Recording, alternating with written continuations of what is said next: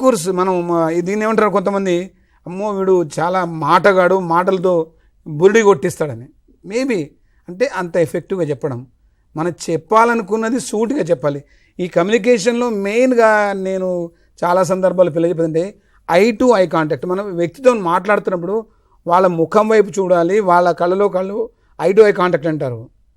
అది ఉంటేనే మనకు కరెక్ట్గా వాళ్ళకు మనకు కనెక్టివిటీ అని వస్తుంది. కానీ లేకపోతే మీతో మాట్లాడకుండా సేమ్ ఇంతకుముందు నేను ఇది స్వర్ణగారితో మాట్లాడు చూసి చూడనట్టుగా మాట్లాడితే ఏమైంది, so means is reluctant, is not interested in calling మీ అనుకుంది.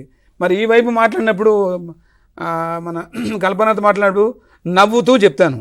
అంటే ఇక్కడ నా ముఖ కవళికల్లో అంటే బాడీ లాంగ్వేజ్ గురించి తర్వాత మిత్రులు చెప్తారు, అది మన నాన్ వర్బల్ కమ్యూనికేషన్.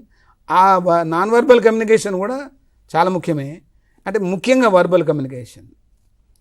తర్వాత మనం మాట్లాడే మన గుంపు ఎంతమంది ఉన్నారు, మన వాయిస్ ఎంత పెంచాలి, ఎంత తగ్గించాలి, ఎక్కడ నెమ్మదిగా మాట్లాడాలి, ఎక్కడ. నేను ఒక సందర్భంలో అంటే జనతాగం అంటుంటాం, ప్లీజ్ అనే పదం ఉంటుంది. ప్లీజ్ అంటే దయచేసి, దయచేసి అనేదాన్ని ఎంత మంద్రంగా ఎంత సాఫ్ట్గా చెప్తే అది